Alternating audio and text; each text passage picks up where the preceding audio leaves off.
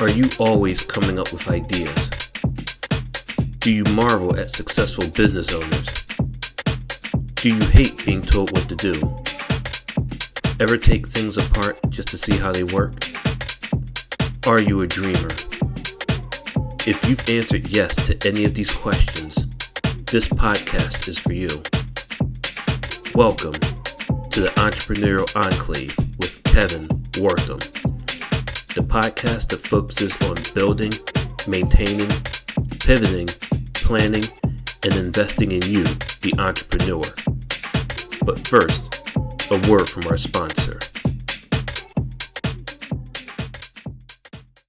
Pro Tapes and Specialties is the world leader in tape manufacturing and specialty conversion with over 40 years of experience. In addition to our pro brand of high-quality specialty adhesive tapes, we provide contract converting services that help improve your profitability, streamline your supply chain, and reduce inventory cost. We offer the most complete range of converting capabilities in the industry, such as cloth tape, double-coated tape, specialty tape, paper tape, masking tape, vinyl tape, carton sealing tape, adhesive transfer tape, duct tape, foam tape, electrical tape, filament tape, foil tape, reflective tape. And the tape just keeps on rolling. Visit us online today at www.protapes.com or call us at 800-345-0234. Pro Tapes, it's just how we roll. Okay. Welcome to another fantastic episode of the Entrepreneurial Enclave, Life's Coming Attraction. I'm your host, Kevin Wortham. Today, we're going straight to the horse's mouth, and we're going to talk about all things artistic. Brother Karey, talk to me, man. Welcome to the platform. How are you? Hey, Kevin, hello, and hello out there, whoever's listening. I'm glad to be on the show. Absolutely. So let's get started. So I'm going to go to the beginning. We're going to go all over the place today. When I first made the reconnection, I think it was 7 years ago.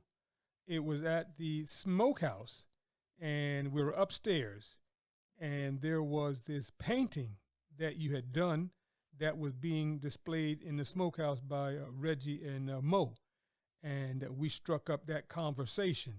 And so since then, man, I know you've done some great work. So let's start from the beginning now. Who is Karey, and how did you begin this artistic journey? We can't start at a better place than that, can we? No, we can't. Well, I'm glad you brought up that 7 years ago, but let's go back to the very beginning, which is where we have to start. Yes.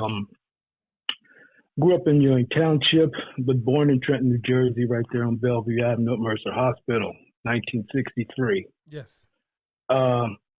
But my parents and family have homes in Trenton as well as Ewing Township, just like most of us who kind of migrated from the South.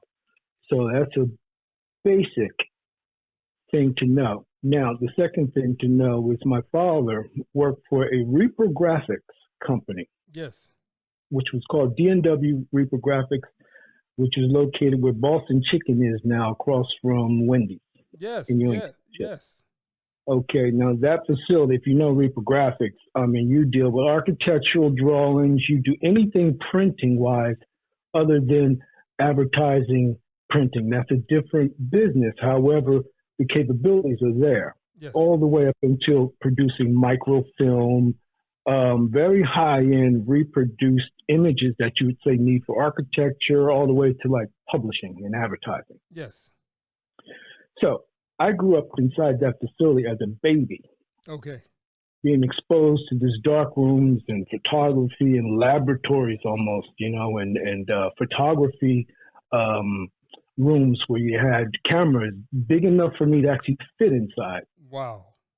As a child. Yes. So that, my father worked there. My mother was, at the time, she wasn't working, but then she ended up working for Labor and Industry. Yes. And then transferred to Mercer County Prosecutor's Office for 30 years. Oh, wow. Okay. So those are some foundations that we'll probably bounce back and forth with that becomes important. But again, I grew up here in Township, Trenton, New Jersey. I know every single borough. I know north, south, east. Well, south not too well because south side was kind of very industrial, Okay. right? And me coming from Ewing and West Trenton, which you were from, are pretty much butted next to each other. Had North Trenton there, which is near the reservoir, which is pretty much my neighborhood around that area. Prospect, Ewing, which is called Dog Patch. Got you. If anyone knows Ewing Township and knows what Dog Patch is or was, we didn't get too many Ewing Park visitors coming to see us. We were butt up against the landfill. Yes. Right? We had railroad tracks and trains and all this kind of stuff. And it was kind of almost like a country lifestyle, but yet, somewhat connected to. Got you. But it was kind of raw. We still had dirt roads when I was a child. What, like 63, 65? Yeah. Wow. Yeah, there was dirt road. Stokes Avenue was a dirt road. There's another avenue was a dirt road. But the thing about Stokes is the first original Beam porcelain studio was in my neighborhood, I found out. Just reading this recent book about Edward Beam and the Beam porcelain. But the factory is still not too far from where it is. It's just on the other side of the landfill. Got you. That is where I grew up in Dog Patch. Got you.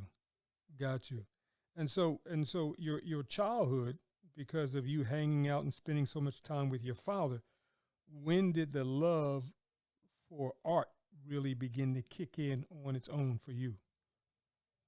Well, it's just from the beginning, because I'd be like, Daddy, what's this? Daddy, what's that? Gotcha. And Daddy would say, Daddy told me everything was art. Got you. He said, because someone has to make it. Yes. So it has to be rendered, drawn, and then produced, manufactured. But it starts with a drawing, right? Yes. So there you go. Okay. So let me ask this question. So while this is being instilled in you and taught to you, did it awaken like the creativity inside of you? Oh, it made things worse, man. I was a maniac. Okay. You couldn't tame me, so to speak, or put me in some kind of compartment and give me nothing and just say I was going to be okay. I had to make something. I had to build. I had to create something. I had to make something from nothing to see it. Yes. Okay. That wasn't called creativity as a kid. That was called making trouble. Yeah. Okay. I got you. And you got your ass beat. Yeah. So took a lot of beatings, right? Because I was always taking things apart, doing something, right? Taking something apart. I just could not be entertained by what was being put forth for me as a child. Now, if you can recall, what was I'm lost for words, but what was the art community like during the time of your father's work and during the time that you were hanging out with your father and being destructive?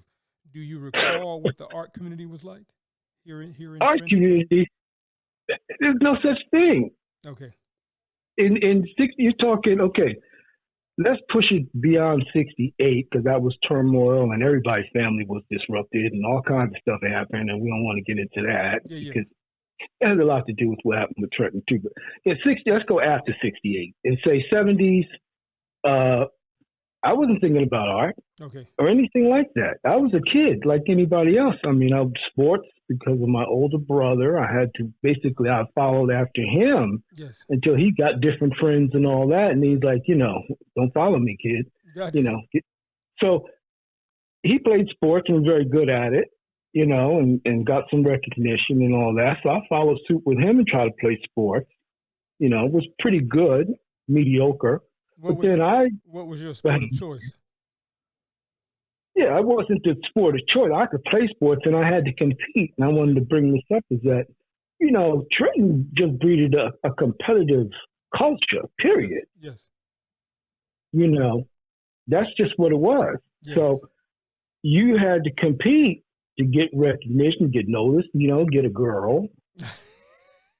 Right? Get a girl. I'm going to say that again, get a girl. Yeah. Sports, or academics, you was a brainiac and you did their homework or whatever. But, Yes.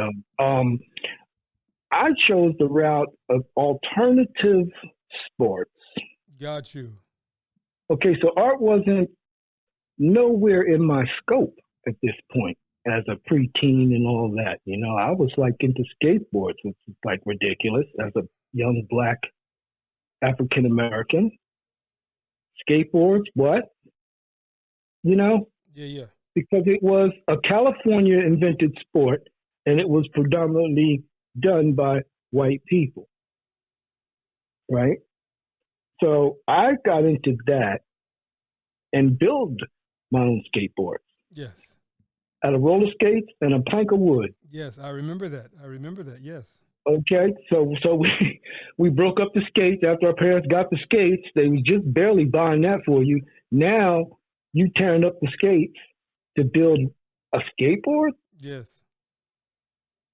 So the questions are flying. What is he doing now? Taking apart the skates we just got for him, and he's now building a plank with wheels on it to kill himself.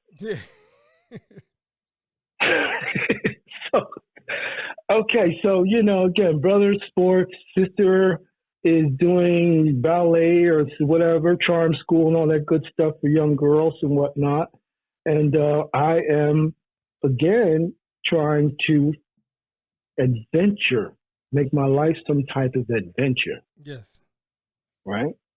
So I had the landfill and the railroad tracks and the steel mills and the mills and the factories that we Yes. grew up in. Westinghouse, of all places, running through Westinghouse bay doors, grabbing the light bulbs and stealing those light bulbs and taking them. They were rejects, but we take them. They let us take them. We take them and throw them and have stupid sword fights with them, which was ridiculous. Mm-hmm. But that's the kind of neighborhood it was. You just adventure. You made adventure because we didn't have money and stuff, so we had to make stuff, right?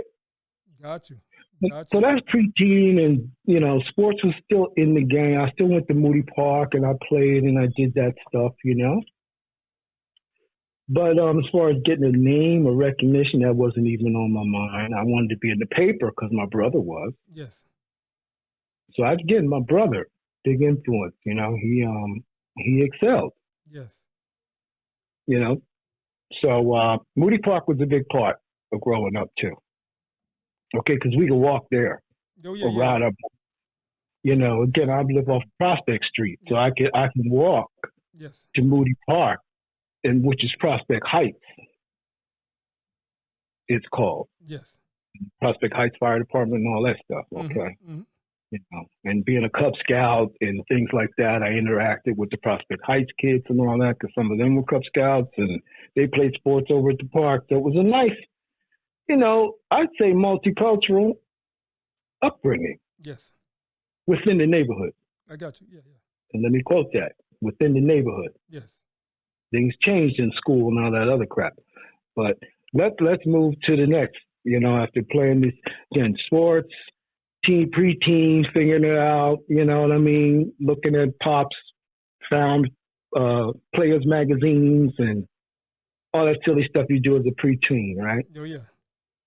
You know what I mean? You're starting to discover your sexuality and all this good stuff and whatnot. You're playing hide and seek, at night. Again, I'm not going into too much detail, but I'm filling in, a pretty good picture of you're running around at night playing hide and chasing girls and all this.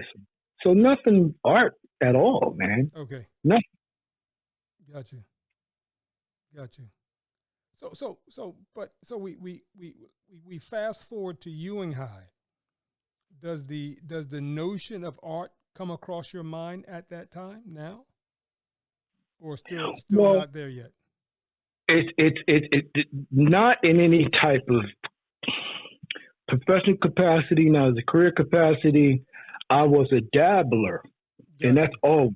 Again, from a child, I was the ability to draw. I was reading Popular Mechanics at 5 years old. Wow. Trying to build trying to build something. I wanted a race car. I wanted to build a different house. I wanted to expand my environment. I wanted more than what I was born into. Yes.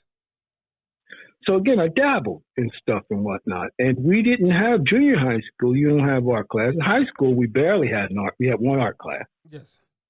Right? Jane Byer. Never forget her. Okay. Now, when I'm in this class, speaking of school, first of all, I hated school. And I'm not going to preach that, don't go to school. It's not like that. It's my experience of school was not about school. It was about this social construct that I had to navigate my way through, and choose sides and choose crews and choose, just everything else but learning ABCs and how to make some money. Yes. So art wasn't, again, I go to class. Well, first of all, let me back up because we can't go to high school without what happened to me in junior high school.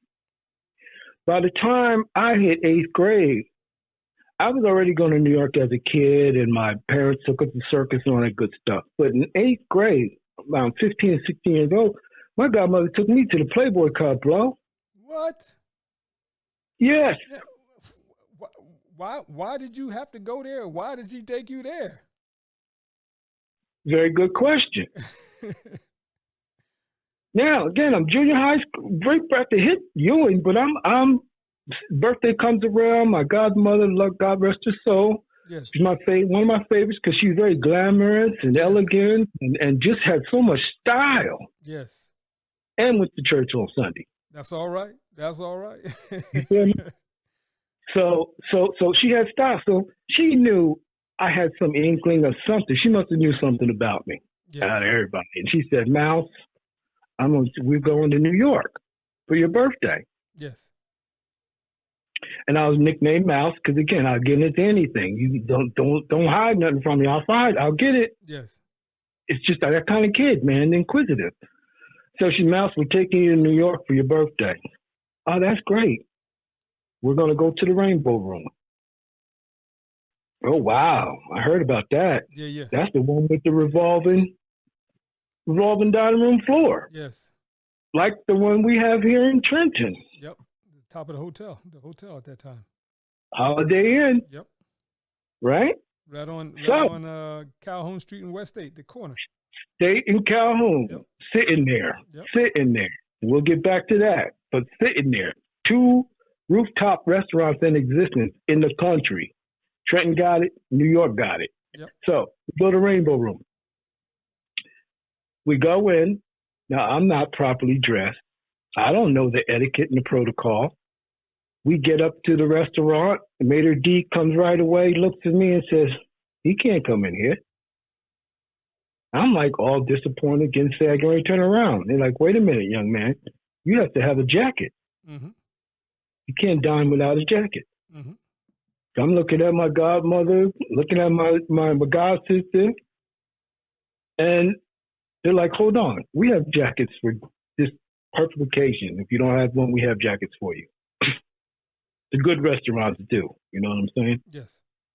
So they put an oversized jacket on me and sit me down. And I'll never forget the meal, Kevin. It was Long Island roast duck à l'orange. Okay. With a wild rice pilaf. Okay. And a hurkavere, which is green beans, y'all. Yeah. Okay. Now, here I am at the top of Manhattan, spinning in circles, having the meal of my life. Yes. 15, 16 years old. No, 14, I don't know. I was young, but around 15, 16. Now, from that point, I'm thinking to myself, okay, nice to go to New York, have a great dinner. It's time we're going home. Sometimes we would see a show when I was with my parents and we'd do something silly like that, a window shop, and I get all bored with that. But the thing is, she says, we're not going home now, Mouse. We're going out. I'm like, how are we going to go out? I'm only 16. My God sister, we're only 15, 16 years old. We're going out, have a membership to the club. Like, what club? She didn't say nothing. Yeah. We're walking down Fifth Avenue. We get to the front of the Playboy Club. I'm saying there's a line with gentlemen and everything, and the bunny's standing out there just like you would imagine, with the little invites and all that. And I'm just saying to myself, nobody's going to believe this. Yeah. When I come back home, there's no way I'm going to tell anybody. There's nobody's going to believe it if I have pictures. Yeah.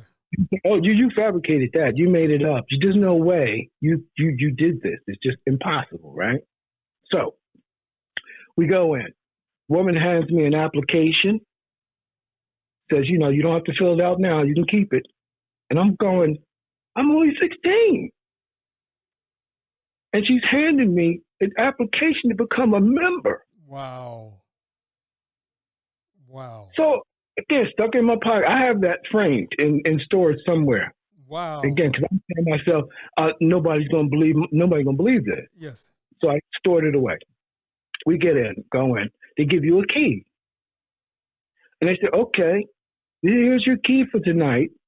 And you're going, all right, so what's this for? She said, well, this is for different floors in the building. Yes. Whichever floor your key opens up, that's where you have access to. Yes. Everything else is off limits. Yes. But whatever your key opens up, you can go in. So, again, I can't even fill in the blank to say, can you imagine a young black man now in the Playboy Lounge? Yeah. Diversity, forget about it. Yes. Economic levels, not even an issue. Yes. There are all kinds of people in there, women and men, couples. Yes. I was the only one with 2 teenagers with her. Yes. But we're in there, and I'm trying to elevate her, Kevin. Excited as I don't know what, just like I'm sweating at the brow right now. Yeah. Why are you sweating now? Well, we don't get into the health stuff right now. I got too many stories. Gotcha. Okay. So I'm trying the first. She said, no, not that. There's another beautiful bunny on the elevator as the operator. Yes. They already offered me the cigars and cigarettes.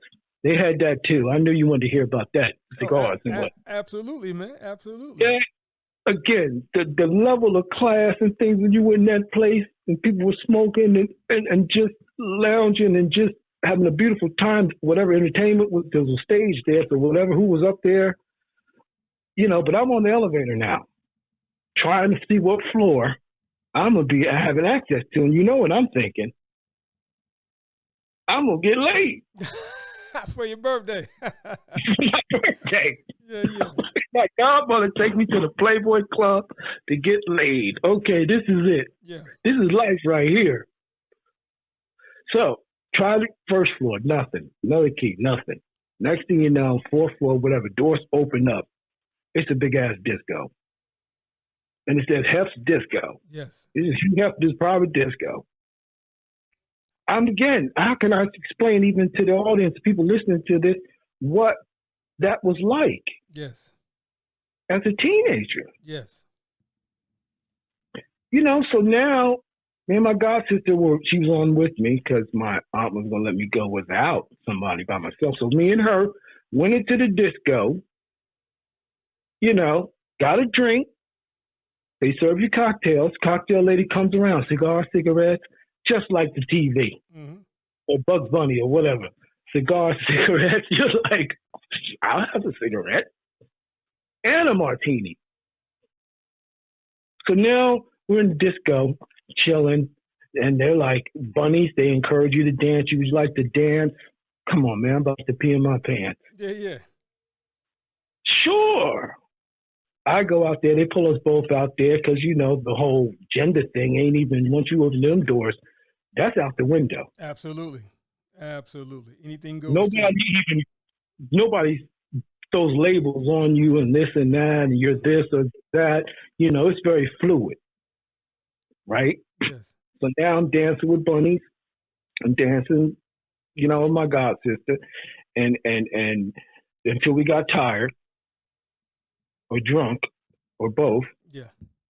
And we came back down out of the disco, left there, came home to New Jersey. I kept stirrers. They might be somewhere around in my possession. The stirrers for the drinks, Yes. whatever I could keep and put in my pocket, Yes. I took it because I knew no one I knew would believe what I had experienced. Yes.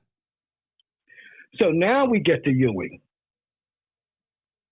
I'm thinking I'm New York City in my mind, not producing any art, but I was into fashion.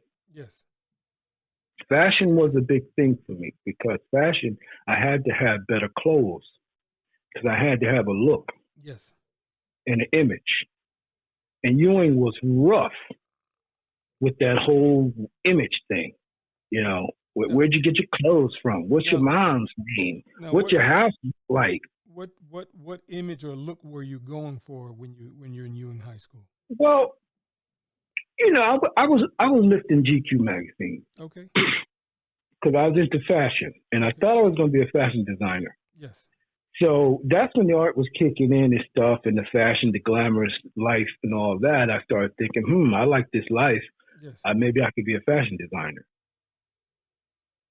So, Ewing Township was rough, brutal on you, you know what I mean? Where you get this from, that from, how you looking and all this. So I was like, you know, I'm get tired of wearing my brother's hand-me-downs and everything and going to school, you know what I mean? And getting teased. They called me Columbo because I had a trench coat with a round collar instead of the square collar. I mean, it was just ridiculous, right? Yeah, yeah. So I'm like, all right, I'll show y'all. So I was reading GQ, you know. Then I started lifting GQ magazine from that pharmacy next door, B's Pharmacy. Oh, yeah. So we go there every morning to get candy or whatever, or snacks, or, you know, some people go behind the building, buy their joint for the morning or whatever. I would go and get me a GQ. Got you. Right? Sometimes 2 copies. Got you. Right? And I ain't telling nobody how I did it. That's my secret. But it got done. Right? So I'd be in school, first period, homeroom or whatever. I'm flipping through the pages of GQ magazine. Yes. Not saying I'm going to be somebody or anything like that. I'm into fashion. Well, I'm going to be a fashion designer, you know, make some clothes, probably make my own. So I don't have to, again, look shabby chic or look shabby at all. Yes. So I would do that just to buy my time, but there was an art class that I would take. But everything else didn't matter. English class, history class, science. I did respond to, wood shop or mechanical drawing class, okay? Because, again, I already had knowledge with mechanical drawing and all that.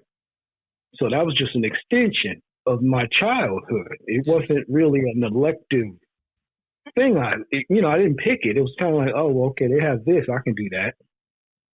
Because my dad taught me stuff, and I've been around the architects and all that. So anyway, I'm in school. Got the art class. I went to English class because the woman, I think I ran into her in New York at one point. Okay. And I told her not to tell nobody. You know, because she found me out because she knew I was dipping off to New York, you know, and leaving. So she saw me at the train station or some mess, you know, I won't blow your cover.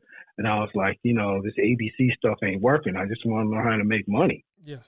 You know, so I go back to the Playboy Club. Right? Wow. So I was like, all right, it's just like semantics or something. Going to school just became like a drag, man. It was like I'd get up in the morning, you know what I mean, disrupt my Captain Noah.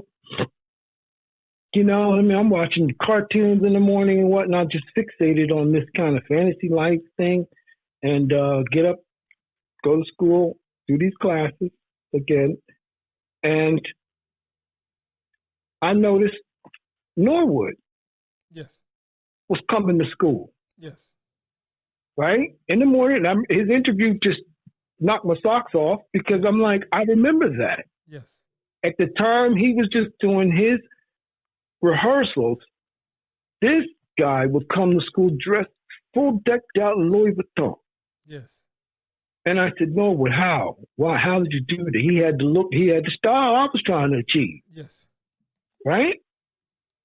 So he told me about his rehearsals, and he got a contract, and I was excited for him because that's my dude. You Yes, know, sir. like we grew up in a playpen together, man. My family, his family, we Yes. would have been family had there been a tragic incident Yes. that the unity didn't happen. But the thing is, you know, we in the same play, grew up in the same playpen. So I see him, you know, saying he's going to New York for rehearsals. I'm in school like, well, if he could do it, I need to get on up out of here. Yeah. Because this is not for me. This is, you know, I'm being teased or whatever. It's like, you know, I started getting into a little drugs, Yes. light drugs, you know, in high school. And I had to make some choices, you know, because I was just there like a body, you Gotcha. know. Gotcha. I had to have a reason and a purpose to get up in the morning like anybody else. So, you know, I went to that art class and I would profess that I could do art because, again, I had these skills as a child. Yes. So just add me some color to it or whatever, or give me some clay. It doesn't matter, Kevin. You can put me in a room and give me 2 scraps of paper and you're going to come out with a work of art. Gotcha. Gotcha. It's just the way it is, right? I just, well, who I am. Yes. So I'm frustrated in school. I was doing, again, light drugs, but I had to decide on what I want to do. Yes. And Norwood was partly responsible for that when I seen his vision, and you know, this guy went all the way, Yes. right? Absolutely. So I started venturing and catching the train to New York Yes. by myself. Okay. Didn't tell nobody, couldn't tell nobody, and just went. How I got the money, I don't even want to explain how I had to do that too. Yeah. You know? But I did it. Just like I explained about the magazines. Okay, I got the money I needed to get to New York and do it, or explore rather. Yeah. Yeah. I Yeah. didn't go very far in the beginning, but you know I tried to find that Playboy Club again. I know that's right. I know that's right. But I didn't know the subway system. You know, I just kind of would walk a few blocks, turn around, come back. Then I might come home, right? Yes. And just keep doing that a little bit, you know. So high school, it wasn't a bust. I met a lot. I had some friends, you know, but I didn't fit into any particular category, you know.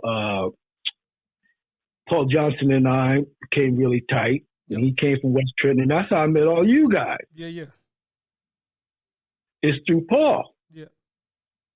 So hanging with him going back to Oliver Avenue. You know, my dad used to play ball there on Hoffman, you know, all that. So I was familiar with the projects and all that because we used to be over there. Yeah. And I had a cousin on Oakland. So again, I started hanging out. Me and Elliot or whatever, we'll go over and hang. I hang his neighborhood. I hang out west, you know, Yeah. west side, you know. Or, you know, me and that dude became so tight. He was like, we were almost like brothers. Got you. Got you. Wherever he was, I was, Yes. right? Whatever party, house party, I know you remember them house parties. Oh, who doesn't remember him? Man, Marty, DJ, everybody was a DJ. Yeah. Yeah. Everybody. Elliot was a nice DJ, Yeah. Now, see, right? that part I didn't know. I know, you know, Marty Fort was a DJ. I certainly know that. Yeah, but then Elliot picked up the ones and twos. Oh, see, I never knew that. I never knew that. Yeah, because this is a state. It's a point where, okay, transition time, going to college, about to go to college, right? Yes. Here I am, barely going there, Yes. barely showing up. Okay, I had a skateboard underneath me. I had transportation. I skated to all the house parties. Most people know me out there. You know what I rolled up in. A skateboard. Yes. You can tease me now if you want, but I had a skateboard. Yes. That's transportation to go to the parties. If they let us in, great. It was a nice night. If they didn't, I'm skating board back to Dog Patch. Yes. So me and Elliot rolled hard, you know, with the house parties and all that. And then I started talking to him about New York. And that was pretty much it. Everybody went to college, Yeah. right? I didn't. Yes. I had a baby. Okay. Wow. Okay. I was one of the men, Paul Tipp, Elliot Tipp. We were the first teenage parents in Ewing Township, I believe. And back then, it wasn't a trend. It wasn't a style. Yes. It was a very terrifying situation. We had to play grown up real quick. Yes. Nobody knew what to do. If you could imagine, the parents is down your throat. As you could imagine, figuring out what the hell you going to do now, Yeah. right? So I get a girl pregnant based on all this social pressure in school. You got to have a girlfriend. You got to look like a man. You got to, you know what I mean? You can't look gay. And you know what I mean, not saying that I am, and there's anything wrong with being a homosexual, but I never really downed nobody for being homosexual. Yeah. Yeah. They ended up being my friends, right? Mm-hmm. Because I was weird. They was treated wrong. Mm-hmm. So anyway, I got this kid, a baby born. Oh my God. You think I had trouble as a child getting into stuff. When this happened, it was like, it's the kiss of death, you know, and they don't see any way. How are you going to do anything now that you got a baby Yes. and everything and no future, right? But you know something, Kevin, the minute that baby was born, Yes. I said to myself, this child's going to have to know me for who I am, and I have to be somebody Yes. so that the child will be influenced and inspired by me Yes. no matter what happens. Yes. That's when the art kicked in. Got you. Got you. That's the moment Got when you. I said, this is make or break. You have to show this child what the world's all about. Yes. You don't have time to grow up yourself. You have to be an adult. So that put the wheels in motion in a high gear right out the door. I mean, I was like, okay, you've been going to New York, right? Parents trying to get me to go to college and do things, but the finances just wasn't there. Mm-hmm. You know, the support level was when you're involved in the arts, it costs money to buy for projects, and they didn't understand the expense of being an art student, Yeah. right? Why can't the school pay for it? Why doesn't the school have this? Why don't they have that? I said, all this all comes out of you, comes out of self. So how am I going to do college years with a child, earn a living, get money, lay down some kind of influence, don't be a deadbeat dad type thing, and pursue a career Yes. at 19 years old? 19. Now I'm 15 in New York Mm-hmm. at the club. Now I'm 19 with a child. Mm-hmm.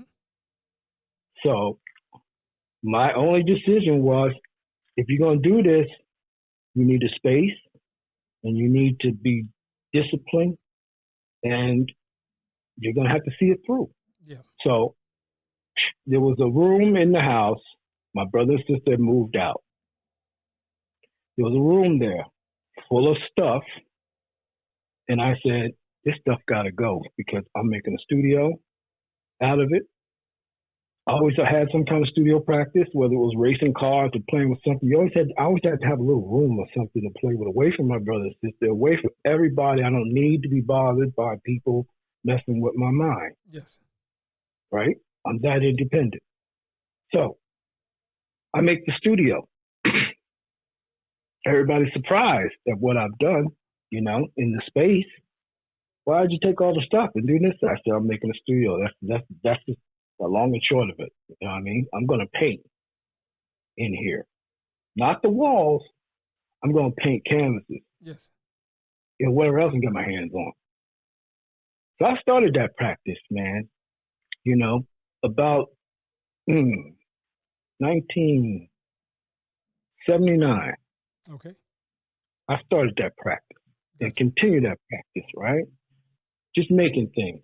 Then my trips going to New York City, I was noticing some graffiti in the subway Yes. and some things that were familiar to me. A dog, for one. I kept seeing these dogs all over the place. And I'm like, an artist did that. This may be someone from my neighborhood. dog patch Mm-hmm.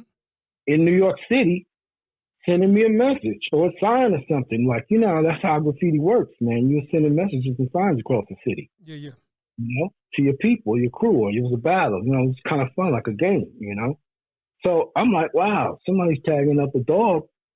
They must be from Dog Patch, Gotcha. naively. So when I saw that, man, I just started going more and more to the city and trying to discover, what this image and everything was all about, Yes. right? So I was doing my own similar kind of stick. They were similar. They weren't the same, but they were similar. But I got my influence from that, right? Seeing this dog and all that, and Gotcha. like, let me just alter it a little bit and make it my own. So I knocked out a couple paintings like that, Then I started getting a couple I got some shows. Yes. Now let's go back to the locals, 1979, 1980. The Trenton local art scene, again, there wasn't any. However, there were art students who would gather in Mill Hill Park, Okay. and they had this thing called the Avant-Garde Festival, Okay. right? And it was a bunch of Trenton State students or whoever found out about it. It was kind of quirky and goofy. It's kind of like what Burning Man is today. Okay. Okay. With a bunch of people dressing some weird, you get as weird as you can, as creative as you can, and you gather in the park and they have a big bonfire at the end. But in Trenton, it was just a bunch of goofy kind of mix. I always end up being like one of two black people or something, but I kind of was melding with these creative white people. Okay. Running around in Mill Hill Park, and they were doing events, city gardens. They all would hang out there, So I started going there. I was one of two black people in the room with 200, maybe 100 white people or whatever, listening to reggae music. Okay. Okay. In 80, 81, something like that. Yeah. I would slip off on a Wednesday night and go to that warehouse, which was City Gardens. And it was reggae shows and punk rock, right? Yeah. So spending my time going to New York, hanging in City Gardens, painting in this room, thinking about, maybe I can do this, but I'm going to keep doing it, what the results are. That got me to start leaving the area because there was nothing, there was artworks in 89.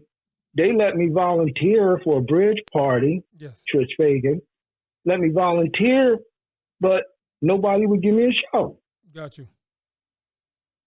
So I'm trying to figure out how to get a show anywhere I can. Basically, I got a few painting, not a lot, but I'm active. I'm doing some things. I want to be known. I want to be recognized. And all there was artwork. And Ellerslie State Museum is like a freaking castle, man.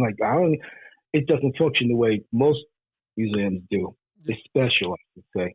But anyway, I need opportunity to show my work. And it wasn't much, it was nothing here. Again, a little fun in the park, doing that and running around and going to shows at artwork, but there was other artists, outside of artists. People would come from different places. They would bring in other artists, I guess trying to influence us or inspire the local community. I'm going, but you already got artists here. Like me, namely, Tom Malloy, Tom Lloyd started to be active around the mid, he started late, but Larry Hilton was really instrumental in getting Tom active and going. So you got me, Tom Malloy, photographer, Aubrey Kaufman. A very handful of African Americans trying to get some exposure between Ellerslie and artwork. And let me just stop you for a second because Tom Malloy was a very dear friend of the family, and he became, in later years, almost like a mentor to me. And I think my mother has one of the largest Malloy collections around. No way. Yeah, because mom and Mr. Malloy were good friends, and we pretty much grew up in a church called Asbury. So Yes. as I got older, because he used to live on Spring Street. He lived at the 100 block. I lived at the 200 block. So oftentimes when Mom and I would walk downtown, we would walk past the 100 block, past his house, and we would often, stop in there and see if he needed anything at that time. So as he got older and as he started to move into becoming an artist, a lot of my mother's painting were done by Mr. Malloy. So I'm thinking she's probably got one of the largest collections of Malloys around. Yeah. Well, hold on tight. Yeah. But my goodness, man, that is amazing to hear. And I could bring up some stories, but I don't want to sidebar into Tom and Larry and that important component Yes. of the arts community that's kind of hidden. You know what I mean? Yep.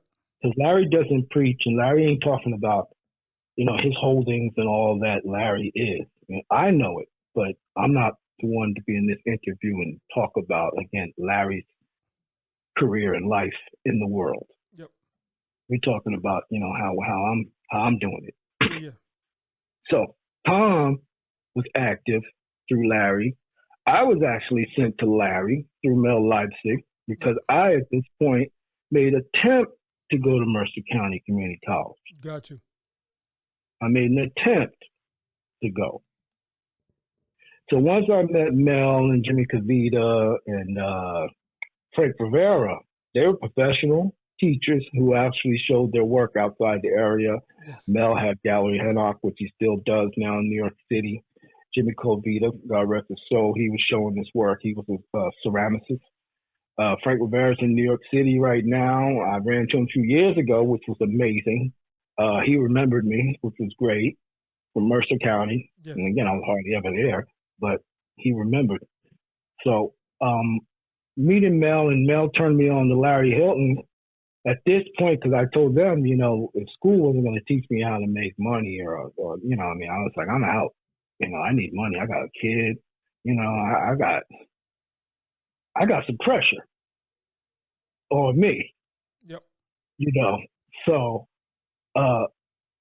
with Larry being in town, I went to him, right? Again, 80, 81, 82, around the 80s. I went to him with a few pieces. Yeah. And Larry actually bought something off me. Okay.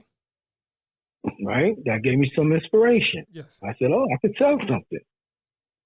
So Larry, and I will share this, Larry has the largest African-American collection of art in the world. Oh, wow. I didn't know that. Wow. In the world. Okay.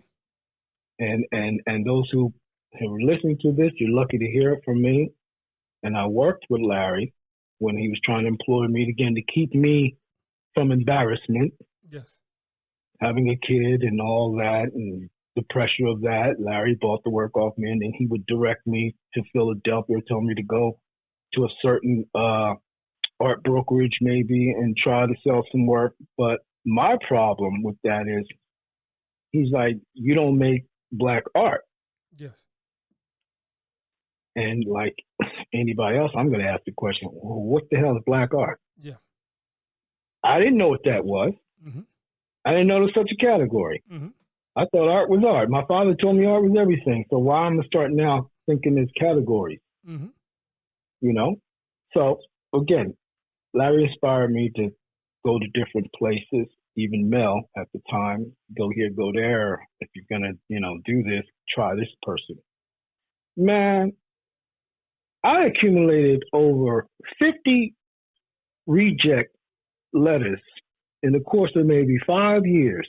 Wow. But I had enough to cover my studio floor when I had the studio in Trenton above the disco or the condo, the nightclub. I had enough rejection letters from museums and institutions around the country with a thanks but no thanks and good luck with your career. They all said the same thing, but different words, right? Yeah. Like, no. So I collaged them joints all over my studio floor, the showroom area of the floor, along with some architectural drawings and plans and things I accumulated over the years. Yes. Stuff I worked with, even from a child, because I saved a lot of stuff. Then I worked for Triangle Reproduction, which was the same type of business, but a little bit more, let's say, desktop publishing and all that. But anyway, I collected architectural drawings of New Jersey Transit trains Yes. and everything I could get my hands on. So I collaged my floor when I had a chance to build the studio of rejection letters, architectural plans, flyers from nightclubs, just bric-a-brac, ephemera. And then I found a bullseye target somewhere, and that was going to be in the center of the floor. Yes. Okay. Now, again, we jumped a little bit into my studio being down in Trenton, but this floor, when it was done, was a collage. And on top of that bullseye, it said ground zero. Got you. That was going to be my ground zero. And I've got photographs of everything I'm pretty much talking about. So if anybody wants to see this stuff.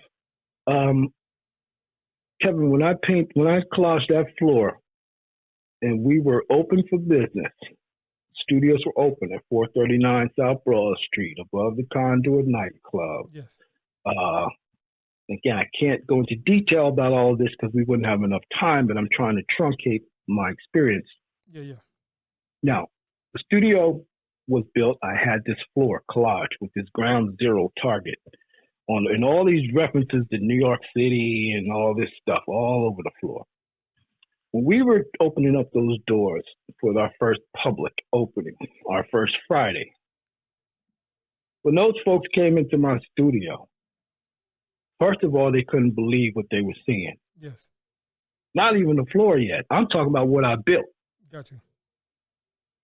I'm talking about the walls, the whole thing, Yes. the double French doors with peanut shells instead of paint. I had peanut shells all over the whole door, gave it a rough texture, right? Yes. Because I had to eat peanuts for years, Yeah. right? So I saved them. I said, again, this is part of my life nobody's ever going to forget because it got down to a point where I was saving my money, no matter what it was, to buy paint or whatever I had to do, but I was eating peanuts, Yes. right? Living in a dilapidated house. But I'm in the studio now. People looked around, they seen my artwork, seen the paint job of the place. Oh, this is fantastic. When they put their head down and saw that floor, people ran out of my studio. Got you. This is just right after 9/11. Now, I finished the floor 3 weeks before Yeah. with the ground zero on it. Yes. There was no way I can explain to people I did this 3 weeks before, and it's not a joke. I'm not making fun of it. I'm not even considered it a memorial at this point. I'm just as surprised as anybody else after I saw that stuff on TV, Yeah. right? So the people that were coming to my studio, I had to cover the floor for like, I think 3 years. I covered it with a tarp so nobody would see the work so they could at least spend 5 or 10 minutes in my studio. They're supposed to be in there buying something, but Yeah. A buying community in that town, in any town for that matter, it takes an educated consumer. Yes. I don't care who you are. You looking at art, it is a retail item that takes a little bit of intellectual property to understand it or appreciate it. Yes. So that's a very specialty item you got there. So I got people in my studio looking around, amazed. Some of them running, they're scared. They think I'm some weirdo. How'd you do that? Why'd you do that? When'd you do that? It's just question after question. I ain't never getting around to, oh, that's only $200 right there. I got to pay my rent. But we're required to be open every Friday till 9 o'clock. Then after that, you can let your hair down. And whoever's left in your studio or whatever, they can stay till 9. And then when the club opened up, forget about it. Yeah. You know, I did that for 8 years. Okay, cool. I had to live there Wow. in that studio because of sudden death. When I was just finishing that studio, proud of myself, wanted to show my dad what I had done. Yes. To say, look, Pops, here it is. This is what I've been wanting to show y'all since I was born. Yes. What I could do, right? My father passes away. Oh, wow. I'm in the studio. Yes. I spent the night. The CEO thing didn't come in yet. I decided to spend the night in the studio Yes. instead of go home to Ewing, what I would normally do, because I was living with my dad, Yes. because I wasn't paying rent. And I was like, you're not going to make me pay rent because this place is dilapidated and I'm going to get this work done. Yes. Right? It was all about the work. I didn't care about nothing. I didn't care there was no hot water or whatever. I'm just like, as long as there's a roof and I can mix some paint up in here, sometimes by candlelight, but I did it, Yes. right? So now I want to show him my spot, public space. Yes. I'm in there, spend the night on the floor, proud of myself. I go home to Ewing, there's a note on the door. Yes. I'm like, what's this? Call the police or call the hospital. Yes. I'm like, what's going on? I went in the house and I seen like my father used to just lay on the couch and watch TV and talk on the phone. That was his thing, right? So he wasn't there, and it was just like puke on the floor, cup of water, something, some puke on them. So I called the hospital. They're like, oh, we can't give you any information. You gotta call the police. Call the police, and they dropped the bomb on me. Yeah. Say my pop's dead. Wow. So I'm like, okay, now I'm not gonna stay here. Yeah. Because it's in the horrible conditions and all that, Yes. So lucky I did build that studio down there, because from that point, I grabbed what I could, left a ton of shit behind. Yes. But I grabbed what I could, had a few people, and I took what I wanted to take for me for the rest of my life and put it in that studio. Yes. So now I got my whole life. And I think I got a storage area. Yeah, I bought a storage area, and then I put what I could in that studio, and I did that for 8 years. Wow. Lived there, had to do some interesting things to stay away from the club, the music. Eventually, Roland and John and David knew I was living there. I mean, they had to have some compassion. I was homeless. Yeah. Right? Yep. Couldn't go back to Ewing. I had nowhere to go. Yep. And especially with art, what family man is going to take you in with a warehouse full of artwork? Yeah. They're like, we'll take you. Where are you taking the work? So I have storage area for the past, 15 years or something. I still have it, but, half of my life is still in it. But that's what happened, man. So now we're talking 2009. I lived down there. I contributed. I built the studio. Very minimal traffic because a lot of politics internally didn't allow us to have a gallery downstairs on the first floor. I kept pitching for that. I kept pitching the fact that there's going to be artists in here. It had to be 24-hour access. Pitching for myself, of course, too. Oh, yeah, I knew I had nowhere to live. So I'm like, okay, artists have to have 24-hour access. That gave me an excuse to be in there all night long. You know what I mean? Then I had to go down to Joe's Mill Hill, hang out there till 2 o'clock in the morning just to get away from the music. I didn't like down there at the disco. Yeah. Then I go down there, get smashed, hang out, made a scene out of that, then come back up Broad Street and to go to sleep. Wow. Halftime car be victimized when my car was smashed. Windows broken, because my car, I had nowhere to park the car. Yeah. Without it being involved in the nightclub activity downstairs. So my car oftentimes would get windows broken or, flat tires, some high heel shoes in the parking lot and shit, believe it or not. High heel shoes. Oh, yeah. Flatten your tire in a minute. Oh, yeah. So anyway, did all that, right? 8 years. But during those 8 years being down there in Trenton, living in that studio, I was showing my work in Philadelphia. Yes. I had met an art historian through my cousin who hooked me up with a gallery down there. And she also hooked me up with taking me to Pittsburgh, man, and meeting the Warhol family, going to Andy Warhol's house. Wow. Wow. The house he was raised in. Yes. I have photographs. Yes. So I ain't lying. With some people out there saying I'm somewhat delusional because I don't have this life. I didn't live this life, but I'm gonna tell you here and now, you're the liar. because I got photographs Yes. of everything I say. So anyway, she's taking me to Pittsburgh. I meet the Warhol family. They're wonderful people. They own a scrapyard. You know what I mean? I'm used to scrapyards. I grew up around one. Yep. Everybody in that family was creative. Every last one of them. Cousins, or every last person in Warhol's family is a creative person. And they practice it. Because they make eggs and these crazy little like Eastern European type eggs and this stuff. They just are amazing people. And I'm so fortunate to have met them.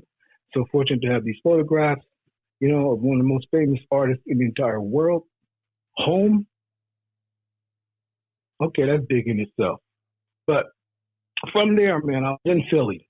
Because there's no opportunity. I can't get in this show to save my life. In any of these facilities, you know, the jury competitions at Ellerslie, there's 500 people applying for that. They're only going to take so much work for the wall.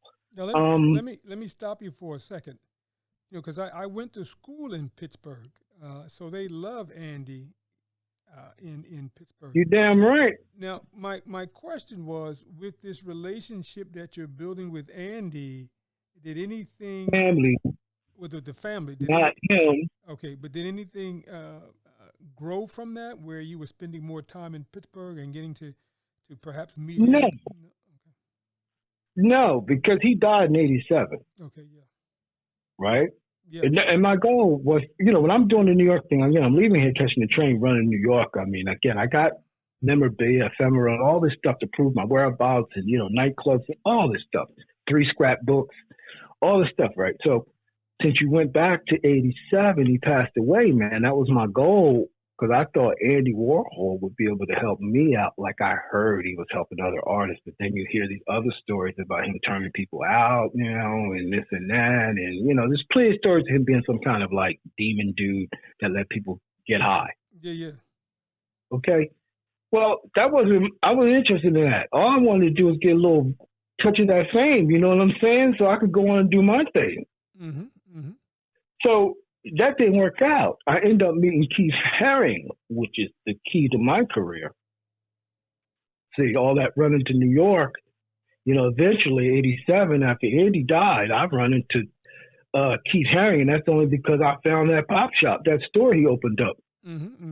You know, I finally knew New York well enough. I could go around and walk, and I found that store on Lafayette Street, and I would hang out there on the weekends or wherever I could leave my father responsibilities. And my baby mama was pretty cool with what I was trying to do, so she understood it. So I would roll up there and wait in that store, man, and just ask the guy that worked there, you know, what's he look like? I didn't even know what the dude looked like. What's he look like? What you know, when did he come in here? You know what I mean? I'm going to meet this guy. Next thing you know, Kevin, I get an invitation to a photo shoot for this guy who's working there, who's a rapper, who made this record Crack Is Whack. Okay. Right? Now, he invites me to this photo shoot. He's about to do an album, drop an album with Crack Is Whack and all that. Keith at the time had 3 murals. He painted one down the East Houston Street, one up in Harlem, another on the West Side, one on East Harlem and West Harlem, right? Yes. So I'm at the photo shoot. I meet this guy. Again, one of these moments where nobody's going to believe this type thing, right? I meet the guy and his photographer on the photo shoot, 10 Second Quad G. We do a photo session for 2 hours. I have a portrait of me right now I'm looking at in my house of the very same day this happened. And we do the shoot, and this white, quirky guy comes up on an orange mountain bike. And what I'm telling you is published, so I can pull out some information if you want to double check all these facts I'm telling you. He pulls up on an orange mountain bike, and I'm looking at him, not knowing who he is, you know, quirky looking white guy. I'm having my 40 ounce in my hand. He said, "Oh, you guys got beer. Can I have some?" So I hand the guy my beer. Sure, man, here. Next thing you know, the photographer says, "Hey, Keith, what do you think we should set up here next?" I almost spit the beer out my mouth. Wow. Like, again, here it is. Nobody's going to believe this. I'm here with this dude. Next thing you know, we do the shoot. I got photos. Took me 30 years to get them, but I got photos. of me and him standing there at the photo shoot. He invites me back to his studio. Mm-hmm. Again, we're talking 87. The rest is history, bro. Wow. I spent the last 3 years not catering to him, but I would deliver products from his store to the studio. I met celebrities. I met this one, that. I mean, it's just ridiculous. The people that I would run into, and I was delivering T-shirts and all this too, and hanging out in the studio, and just, man, sitting there in awe. And in the back of my head saying, when I get back to Trenton, ain't nobody gonna believe this. What's the point? We didn't have cameras and none of that stuff, man. Not even a pager. Yeah. And you couldn't. What could you prove with a pager, right? But the point is, here I am hanging around Aaron Cosby, Bill Cosby's daughter, John Paul Gaultier. I could name names. I don't like doing all that stuff, man, because you end up finding they're just regular people. They just happen to be good at what they do, right? And it's nice. But they're regular people underneath the whole sheen and shine. So I'm in the studio hanging all these people, coming back to Trenton, man, just kind of like, I'm already in the city. What do I care about where I come from? Yes. And where I come from is not even recognizing what I'm doing. So, hey, I might as well just live my life the way it's kind of developing instead of trying to impress or trying to force a situation that's not happening anyway. Yeah. Right. So those experiences, man, I mean, I could story you to death in this interview, but again, you told me we're supposed to be just talking. Oh, yeah. Just having a conversation. So if you'd like to ask me anything, please interject, because I got a motor mouth that'll go for hours talking about my life. Well, I think for me, at this point, I thank you for the background, but I want to move into where we are currently. What do you think? Well, not what do you think? How do you think the Trenton community of art has improved, or has? Did you say improve? Improved, or has it? First, I'm gonna start with the word community. Okay. I don't know who coming up with this and actually trying to stand by it, because when I visit this community, from where I come from, up on my little mountaintop here in Princeton, when I come down there, after telling you what I've done, what I've had down there, what existed, yes, what I built, yes, it's no longer there. I'm very disappointed in it. Okay. Extremely disappointed in it. Now let me stop you again. So, with some of the current artists, have you reached out to them? Have they reached out to you to kind of get a sense of where we need to go, or have they reached out to you to kind of share with you their vision? Well, let me again paraphrase. Did you say artists? Did any artists reach out to me? Yeah. Local artists? Yeah, down here in Trenton.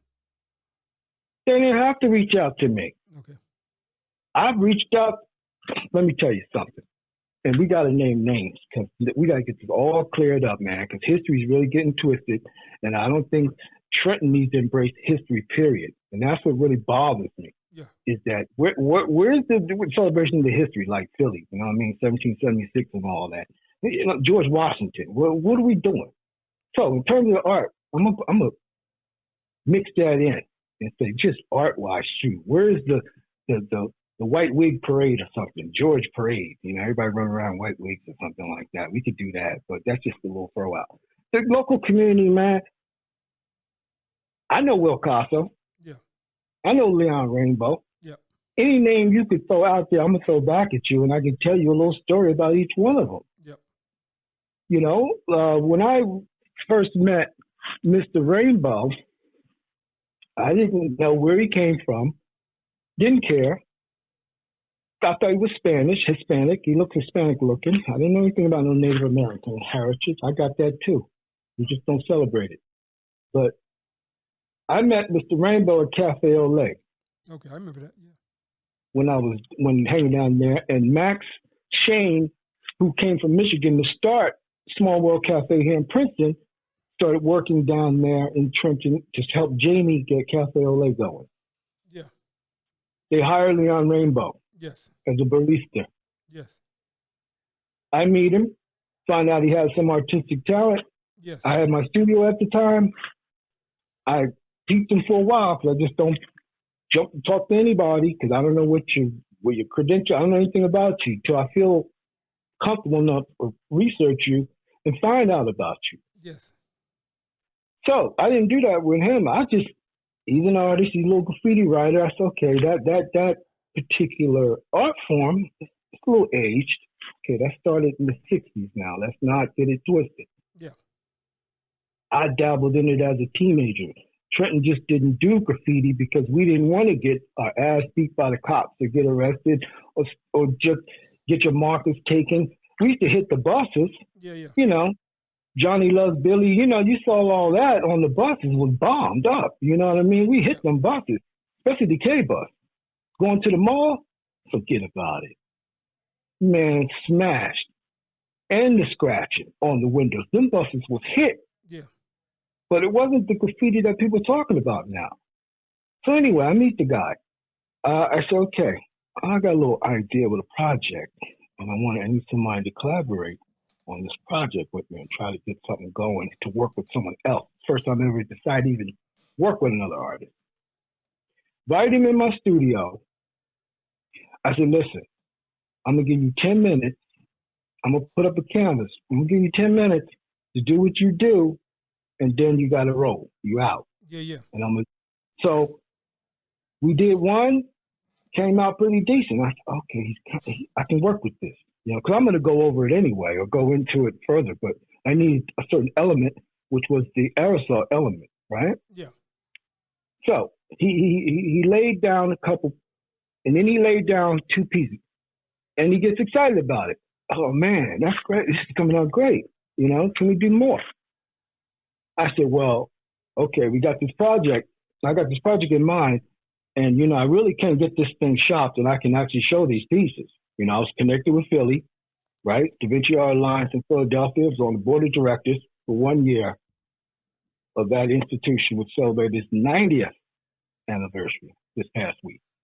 So I said, okay, I could probably show these maybe in Philly. Or New York, again, wasn't in my range. You know, I didn't have a gallery or nothing like that at the time. So I'm like, all right, worst case scenario, I'll show these things at City Gardens. At the time, it was called Club XL. Hold on, I knew Derek. Yeah, let me stop you for a second. Let me take a break because I got to check on my mom for a second. Hold on. Go ahead, man. Yeah, hold on. That concludes another episode of The Entrepreneurial Enclave with Kevin Wortham, the podcast that focuses on building, maintaining, pivoting, planning, and investing in you, the entrepreneur. We hope you found this episode informative and enlightening.